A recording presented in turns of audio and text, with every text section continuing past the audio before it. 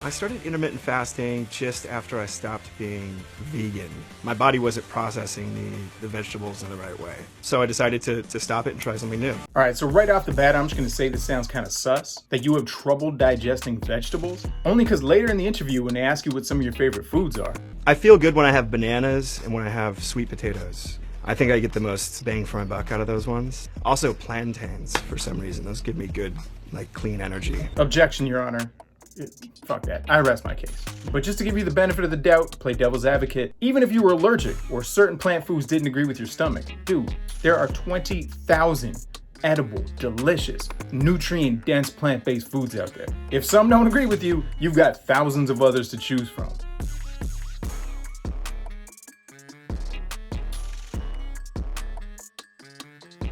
But speaking of your gut, the specific kinds of cancer that are caused by eating corpses that a plant-based diet helps prevent include various forms of cancer of the digestive system, prostate cancer, colorectal or anal cancer. They're diseases that you can lower your chances of getting killed by cleaning yourself out internally on a daily basis. Instead of having animal corpses sitting there rotting in your intestine for days, that's not good for business, bro. So, now that you're not vegan, what are you eating?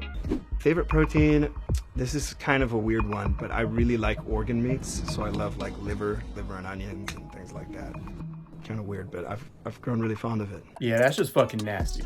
I mean, even if animals weren't people, weren't fully sentient beings, who it was wrong to murder, that's just fucking gross. And people think that vegans are weird for eating a burger made out of beans instead of body parts. So sometimes when you're on set, I give myself permission now to sort of let up and eat what I need to eat. It's not the time or the place to put pressure on yourself, unless you really need to be shirtless that entire film, which tends to be the case for me sometimes. Yeah, I'm really glad he brought this up, because there's a very simple and clear reason why plant-based diets are superior for weight loss. The beautiful thing about being vegan when you're into fitness is that our sources of protein don't really come along with much of any fat. So you have the freedom and the options of how to incorporate fat into your diet. And you do need to have some fat to be healthy. And when you want to lose a bit of weight, you could just add less fat to your food. When it's wintertime or you don't care for whatever reason, you want to make your food taste better, you could put a little bit more fat in it, but you have that freedom. When you're eating dead animals, it's coming with cholesterol and saturated fats attached to it. There is no cholesterol in plants. There is very low saturated fats. I didn't want to rub in how much of a stereotype it seemed like it was, but we barbecued every night and we had shrimp every other night. So yeah, I just had to refrain from making that joke. All right, so even if you don't care about animals, and the fact that the harvesting of shrimp involves something called bottom sea trawling, which is possibly one of the most destructive activities that human beings do on the planet. It's literally ripping off the ocean equivalent of topsoil, ripping the living layer away from the bottom of the ocean to harvest shrimp. It's absolutely devastating to an ecosystem. And on top of that, shrimp are basically cockroaches of the sea. Can we just discuss that for a second? The same people who would flip out if you saw one cockroach walking along the floor would order a tray full of shrimp. What's going on there? The best food smell in the world, it always seems to be by ice cream shops when they're baking the cones. I don't know what that smell is. Yeah, I have to agree with him on that. Ice cream smells are magical. This guy flips out for ice cream, but guess what? It's vegan ice cream, man. We got you. That's not something you ever need to worry about. I think vegan ice cream is superior. It tastes better than cow ice cream. So at the end of the day, I hope people aren't too rude to Zac Efron in the comments here. He seems like a nice enough dude.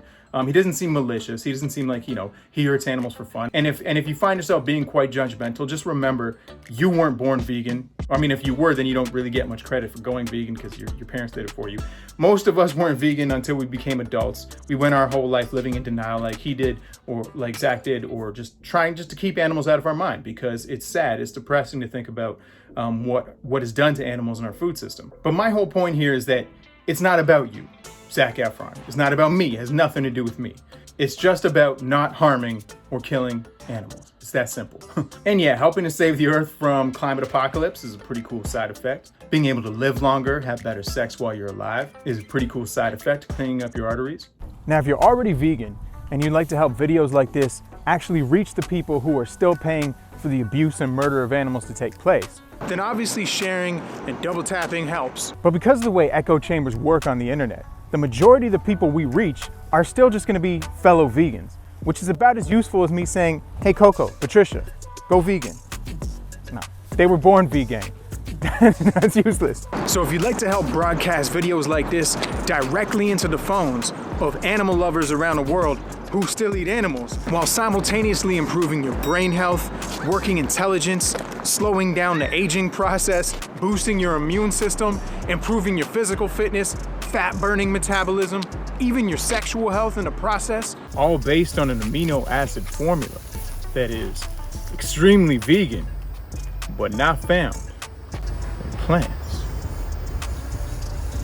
While simultaneously protecting grass puppies like Coco and Patricia here, mother and daughter by the way, pink puppies like Laura here, while helping to defend one of the last oases for rhinos and elephants in Africa by supporting the all-female, all-vegan Akashinga unit of the International Anti-Poaching Foundation in Zimbabwe, while simultaneously protecting the last surviving mountain gorillas on Earth and the rapidly disappearing rainforest that they call home, by working with local communities in a win-win situation for some of the world's most endangered animals and least privileged human beings. Whoa.